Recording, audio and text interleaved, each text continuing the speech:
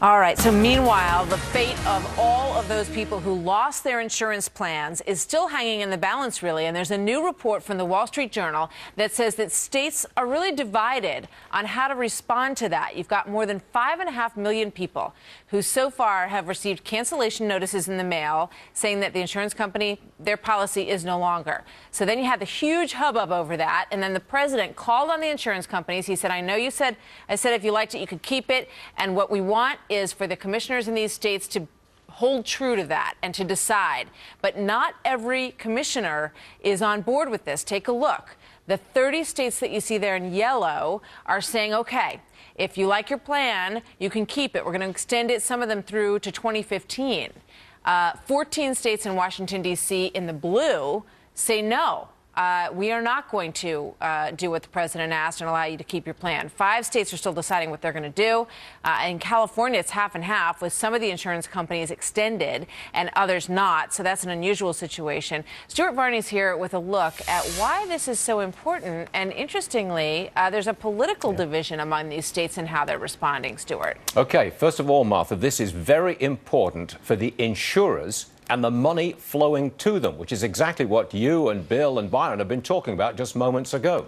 Point number 1, in 30 states, as you point out, the commissioners say, yes, you can go back to your old plan. What does that mean? That means that a lot of people are taken out of Obamacare. That means less money flowing to the insurers on those exchanges. That is very important. Less money going to the insurers.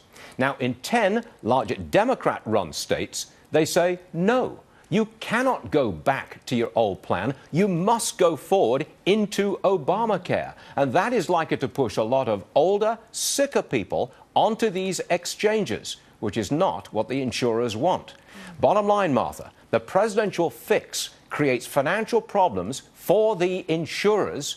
And as we all know, buried deep in the Obamacare legislation, there is a provision that money goes directly from the government, the taxpayer, to the insurers if they're not making enough profit. Yep, that's always been in there, which is really getting a lot more attention now. You know, from a sort of coldly political perspective, you look at that, Stuart, and you say, well, the Republican states, they basically want to undermine the law. And the Democrat states, they want to uphold the law. So they're saying, you know, let's stick with it so we can get all these people to go into ACA. Republican states saying, no, let's keep our relationship with the insurance companies just like we had it. Now, that's one way of looking at it. You could also say that in Republican states, freedom of choice, freedom of individual choice takes precedence. That's why if you want to stay with your old plan, Republican states will let you stay with your old plan.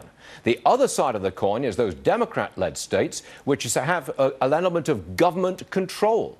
Yes, you will move towards a new plan and you will accept this different level of coverage. It's a difference in ideology that's very much coming to the fore within Obamacare. Yeah, I got to go, but I want to just really quickly, Stuart, you know, would the insurance companies prefer the old way? Because at this point they say, well, the government promises they're going to, you know, kick some money our way. We know that's in the law.